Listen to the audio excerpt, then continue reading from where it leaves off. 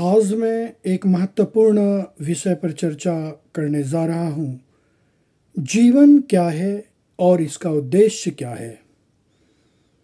जन्म से मृत्यु तक का सफ़र जीवन कहलाता है।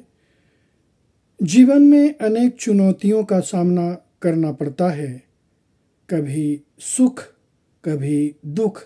ये पहिए की तरह चलता है और मनुष्य का जन्म तब होता है जब वो अच्छे कार्य करता है।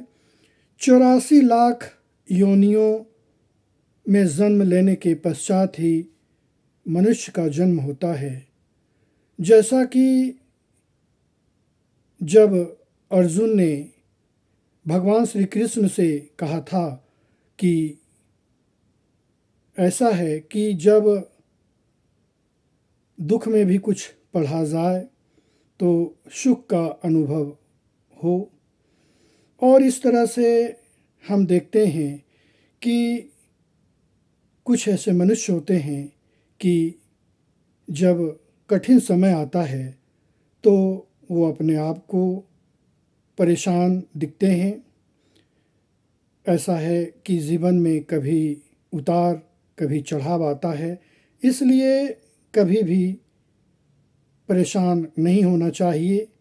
अगर दुख है तो सुख अवश्य होगा, सुख है तो दुख अवश्य होगा। यही जीवन की कला को दर्शाता है।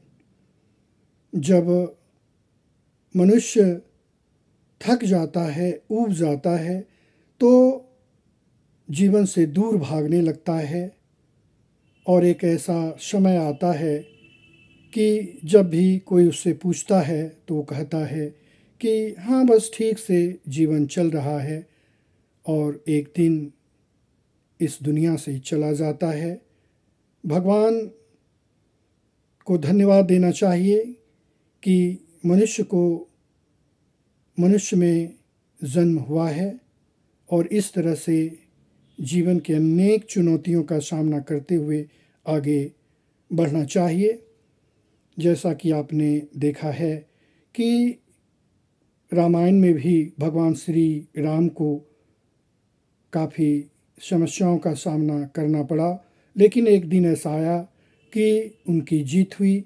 महाभारत में भी आपने देखा होगा कि पांडव को काफ़ी समस्याओं का सामना करना पड़ा, लेकिन एक दिन उनकी जीत हुई।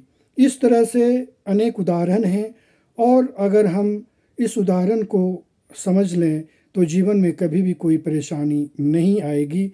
इसलिए ये जीवन को इस तरह से व्यतीत करना चाहिए जिससे कि जीवन जीवन जैसा लगे, और जीवन का उद्देश्य सिर्फ अपने तक ही सीमित नहीं रखना चाहिए। ऐसा प्रयास होना चाहिए कि कुछ ऐसा कार्य हो जो समाज के लिए, राष्ट्र के लिए हो, जो हमेशा आप याद किए जाएंगे।